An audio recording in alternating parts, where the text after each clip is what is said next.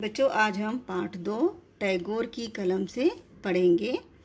पिछली कक्षा में हमने पढ़ा था कि कवि कामन पिंजरे में कैद पक्षियों को देखकर दुखी हो जाता था।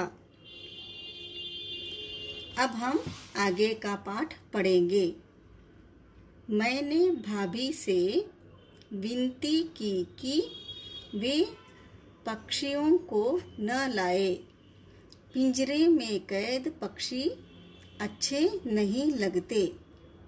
मैं उन दिनों 8-9 वर्ष का बालक ही था। मेरी बात कौन सुनता। भाभी 4 रंग बिरंगी चिड़िया और एक नया पिंजरा ले आई। पिंजरे में बैठे पक्षी चिल्ला रहे थे। भाभी हंस हंस कर उन छोटी छोटी चिड़ियों की प्रशंसा कर रही थी। वाह, कितनी सुंदर चिड़िया है।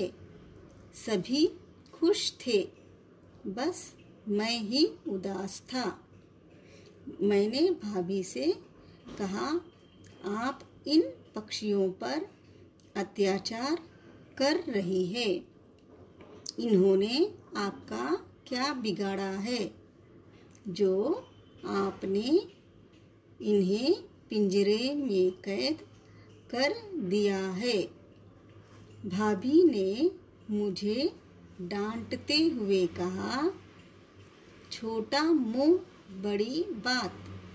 अपनी उम्र तो देखो, बड़ा आया है मुझे सिखाने। जाओ, छत पर तुम्हारे मित्र पतंग उड़ा रहे हैं, तुम भी उड़ाओ। मैं उदास हो गया और सोचने लगा कि कैसे इन पक्षियों को स्वतंत्र करूं। एक दिन मुझे अवसर मिल गया। भाभी अपनी सखियों के साथ फिल्म देखने गई। मैं उनके कमरे से होकर बरामदे में गया। पिंजरे का दरवाजा खोला तो पक्षी सहम गए। मैंने उन्हें पकड़ा और बरामदे से बाहर उड़ा दिया। भाभी घर आई तो पिंजरा खाली देखकर बहुत झल्लाई। उन्होंने खुद तो क्रोध किया ही, परिवार के अन्य लोगों से भी मेरी शिकायत की। सबको मेरा यह काम अनुचित लगा। सबने मुझे डांटा। मैं चुपचाप सुनता रहा, क्योंकि मुझे पक्षियों को आज़ाद करके बहुत खुशी हुई थी। मैं कल्पना करने लगा था, काश मैं उन पक्षियों को भी आज़ाद कर पाता जो अन्य लोगों के बरामदों में लटके पिंजरों में कैद है।